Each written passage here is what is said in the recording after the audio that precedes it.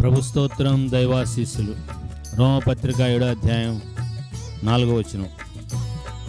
కావున నా సహోదరులారా, మనము దేవుని కొరకు ఫలమును ఫలించినట్లు మృతులలో నుండి లేపబడిన క్రీస్తును వేరొకని చేరుటకై మీరును ఆయన శరీరము ద్వారా ధర్మశాస్త్రం విషయమై మృతులైతిరి. ప్రభు తన మాట మన కొరకు దీవించునుగాక. చాలా జాగ్రత్తగా మనసు పెడదాం. నా సహోదరులారా, మనము దేవుని కొరకు ఫలమును ఫలించునట్లు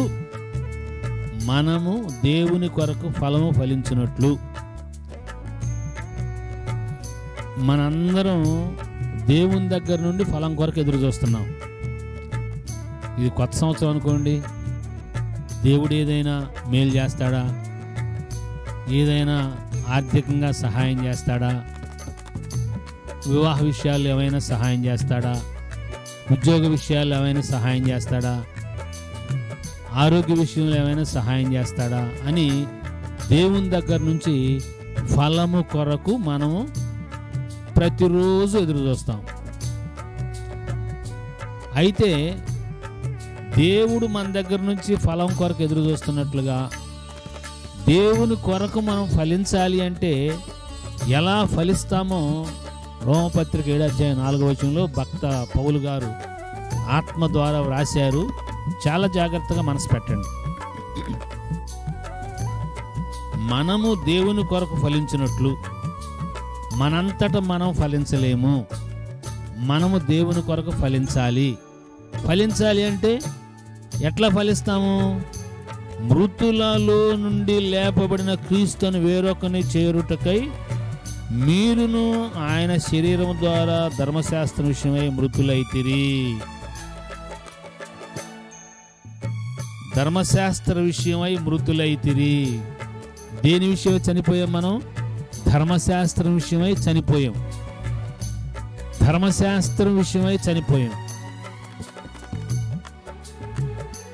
ఎవరి ద్వారా? యేసు క్రీస్తు అనే శరీరము ధరించిన మానవుడు మరణించుట చేత ఆయన మరణములో మనం ప్రవేశించుట చేత ధర్మశాస్త్రం విషయమై మృతులయ్యేము. కాబట్టి ఫలిస్తాము. ఇంకొకసారి చాలా జాగ్రత్తగా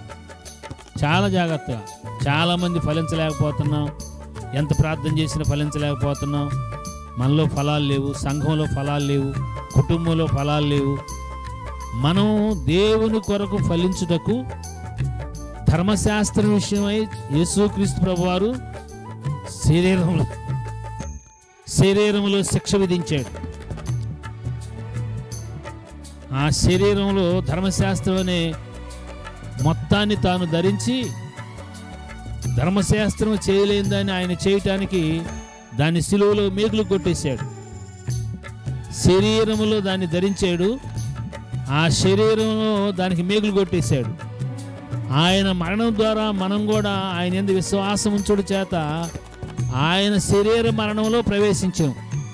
మనం బ్రతికే ఉన్నాం, కానీ ఆయన యందు విశ్వాసము చేత ఆయన మరణంలో, ఆయన శరీరం అనే మరణంలో మనం ప్రవేశించాం. దానిలో ధర్మశాస్త్రం కూడా మేకులు కొట్టేసింది. యేసుక్రీస్తు ప్రభువారు ధర్మశాస్త్రం విషయమై శరీరంలో చనిపోయాడు కనుక మనం ఆయన మరణంలో ప్రవేశించాం కనుక బాప్తిసం ద్వారా మనం కూడా చనిపోయాం. చనిపోయిన మనము దేవుని కొరకు ఫలిస్తాం. బ్రతుకుంటే ఫలించం. గోధుమ గింజ భూమిలో పడి చచ్చిపోతేనే కానీ విస్తారంగా ఫలించుద్ది. మనము యేసుక్రీస్తు శరీర మరణంలో ప్రవేశించుట చేత ధర్మశాస్త్రం విషయమై చచ్చిపోయాం గనక మనం దేవుని కొరకు ఫలిస్తాము. ఈ సత్యం అర్థమైనట్లుగా ఆత్మదేవుడు మనలను అభిషేకించి ఆశీర్వదించునుగాక. లోతుగా ఈ సత్యాన్ని మన హృదయాల్లో విప్పునుగాక. అనుసరించినట్లుగా ఆత్మదేవుడు చేయి పట్టి నడిపించునుగాక. Thank you and God bless you.